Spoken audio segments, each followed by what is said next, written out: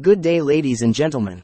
At the 2023 National Day Rally on the 20th of August, Prime Minister Lee Hsien Loong introduced another age-bounded set of measures, this time designed to boost the retirement and healthcare savings of Singaporeans born in 1973 or earlier, known as the Majulah Package. Unlike the Pioneer and Merdeka Generation Packages, this year's edition is not called the Majulah Generation Package. Those who are eligible due to their age are not identified as the Majulah generation. Indeed, Prime Minister Lee was clear in his speech to define the main target group as young seniors, aged now in their 50s and early 60s, though the Majulah package will also benefit earlier generations. Unlike the previous Pioneer and Merdeka Generation Packages, which have health and long-term care benefits that accrue equally to all members of that age group, eligibility to receive any of the three components of the 7 billion Singapore dollars Majulah package will be based on some means testing.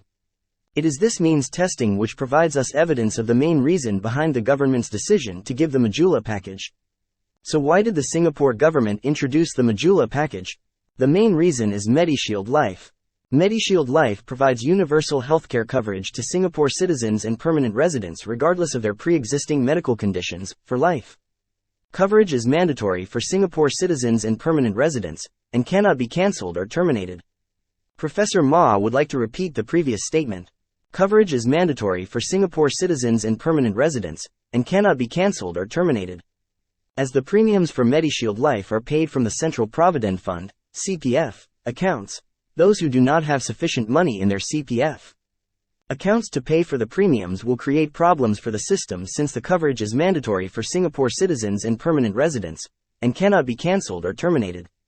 The fact of the matter is, there will be a group of people every generation who do not have sufficient money in their CPF accounts to pay for their MediShield Life coverage, usually because this group of people are full-time homemakers or casual workers. For this group, the Singapore government has to top up their MediSave accounts in order for them to be able to pay for their MediShield Life coverage.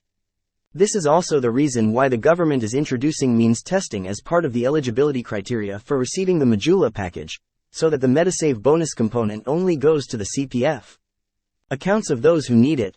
In subsequent videos, Professor Ma will explain more aspects of life.